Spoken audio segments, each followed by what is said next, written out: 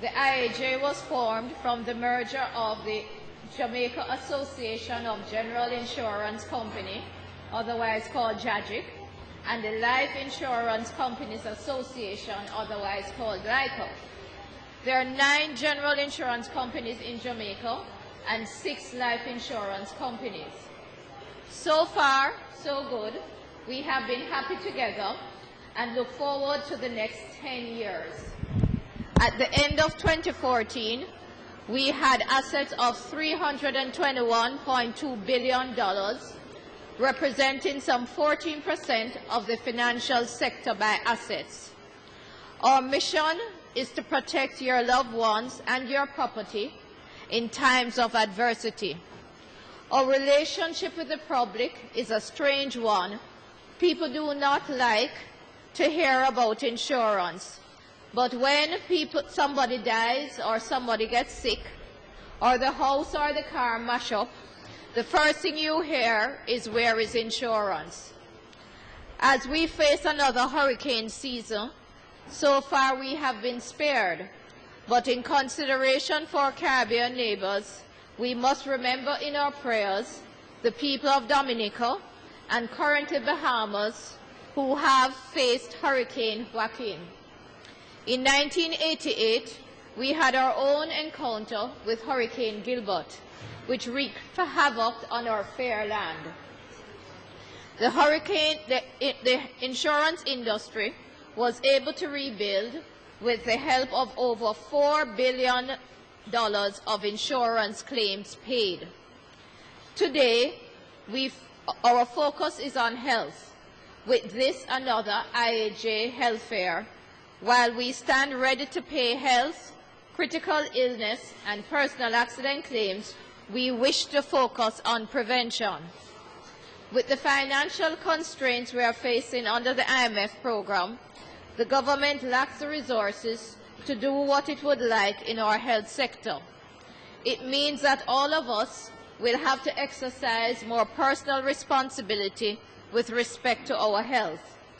We are concerned that only about a third of the workforce, approximately 360 persons, along with another 150,000 dependents, have health insurance. In 2014, we paid out $14.2 billion in health insurance claims.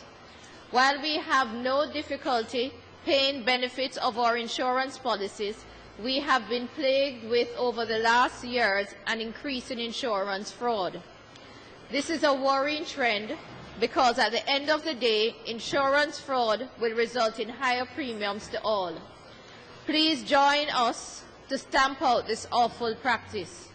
On the general insurance side, we are also seeing an increase in personal injury fraud claims, which have doubled over the last 5 years. One insurance consultant estimates that some 20% of our claims may be fraudulent. This is unacceptable.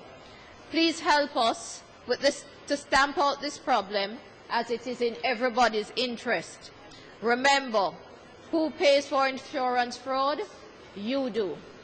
Coming back to the health fair, I implore you to use this opportunity to get your tests done so you can establish what your health status is.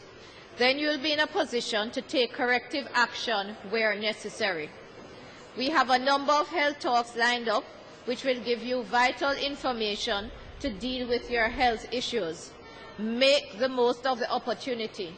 Your quality of life depends on it. In closing, I want to thank our major partners, Sagicor Life, for always making their mobile service available to us, Scotia Life Insurance, who in collaboration with the Cancer Society are providing cancer screening to encourage early detection. Thanks to the Heart Foundation, who also always partners with us in health fairs. Thanks to Guardian Life for sponsoring some of the presentations today, and to our various presenters, Mrs. Regina Beavers McDonald, Pat Thompson, and Caroline Jackson. Special thanks to our brave cancer survivors, Philippa and Noel, both from the insurance industry, who soldiered on despite their adversity. and they will share their stories with us. For those who cannot be here, Mela FM, with the host Barry Gordon, now a crusader for health, will carry the health message across Jamaica and into cyberspace. Thanks to the PR committee and to the team at IAJ for getting our 10th anniversary off to a great start despite the inclement weather. Ladies and gentlemen, thanks again for coming.